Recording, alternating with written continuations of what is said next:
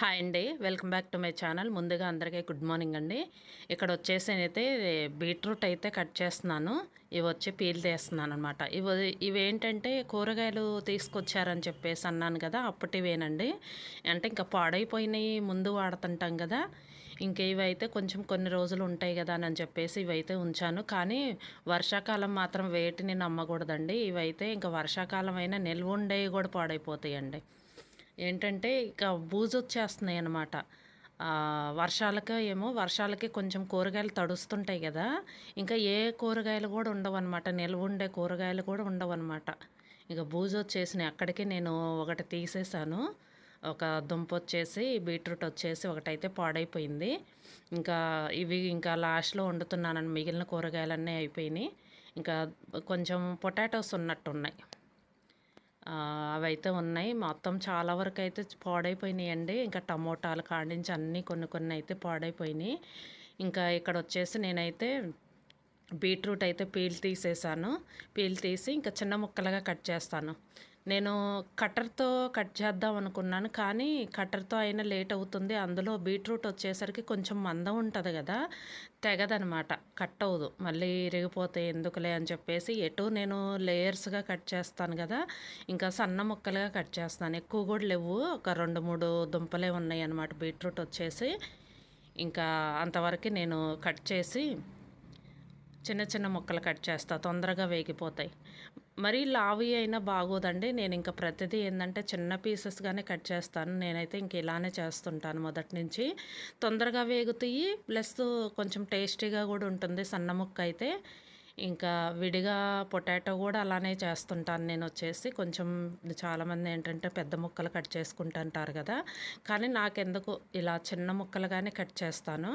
మొదటి నుంచి ఇలా అలవాటైపోయింది. వేగటం తొందరగా వేగిపోతే మనకు టేస్టీగా కూడా ఉంటుంది సన్న ముక్క వచ్చేసి. ఇంకా బీట్రూట్ వచ్చేసి కలర్ అయితే ఎంత నిండుగా ఉంటుందంటే చేతులకు కూడా అంటుతుందండి. అసలు మొత్తం రైస్లో కలుపుకున్న రైస్ కూడా కలర్ మారిపోతుంది అనమాట, అంత డామినేట్ చేస్తుంది బీట్రూట్ వచ్చేసి. ఇంకా ఇక్కడైతే సన్న సన్న ముక్కలుగా కట్ చేశాను. ఇంకా ఇవైతే లేయర్స్ లాగా మనం రౌండ్గా ఎలా కట్ చేసుకుంటాం పొటాటో చిప్స్కి, అలా అయితే కట్ చేశాను సన్నగా. ఇంకా అలా అయితే చిన్న ముక్కలు అయిపోతాయి కదా, చిన్న ముక్కలుగా కట్ చేసుకుంటే బాగుంటుంది కదా అని చెప్పేసి ఇంకా అలా అయితే కట్ చేస్తున్నాను. ఇక్కడ అయితే చాలా వరకు అయిపోయిందిలేండి కటింగ్.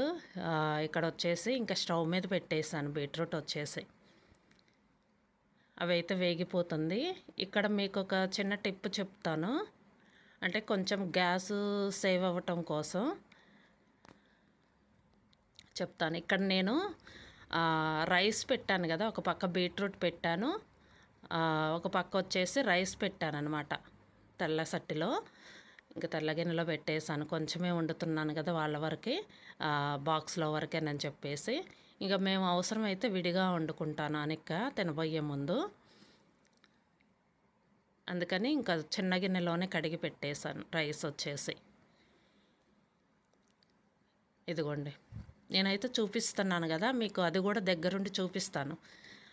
ఇక్కడ వచ్చేసి నేను తెల్ల గిన్నె మీద, రైస్ గిన్నె మీద, నేను రైస్ కుక్కర్లో ఇస్తారు కదా, ఇక్కడైతే బీట్రూట్ అయితే వేగిపోతుంది, ఆనియన్స్ కూడా కట్ చేశాను. ఇక్కడ రైస్ కుక్కర్లో ఇస్తారు కదా గిన్నె, కొంచెం రంధ్రాలుగా ఉంటుంది, దీని మీద అయితే అదైతే పెట్టాను.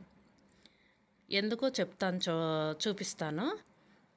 ఇక్కడ నేను కాఫీ అయితే పెట్టాను, గ్రీన్ లేబుల్ పెడుతుంటానని చెప్పాను కదా, కొంచెం వాటర్ వేసి, కొద్దిగానే కదా పెట్టేది, దాన్ని అయితే కొంచెం ఈ గిన్నె మీద పెట్టానమాట. అంటే వేడికి తొందరగా వేడి అవుతుంది అనమాట.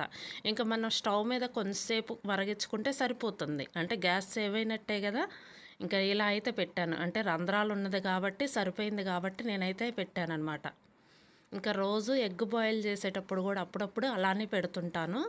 ఇక్కడైతే చూడండి, మందారాలు మొగ్గలు కోసుకొచ్చానని చెప్పాను కదా, ఎలా ఇచ్చిపోయినాయో అసలు కలర్ఫుల్గా చాలా బాగా కనిపిస్తున్నాయి. మీకు ఎర్లీ మార్నింగు ఎలా ఉంటుంది అనేది వెదరు చూపిస్తాను. చూడండి, అప్పుడే వస్తుందన్నమాట ఎండ. ఇంకా కొద్దిగా చీకటిగానే ఉంది, ఎండ కూడా వచ్చేసిందనమాట.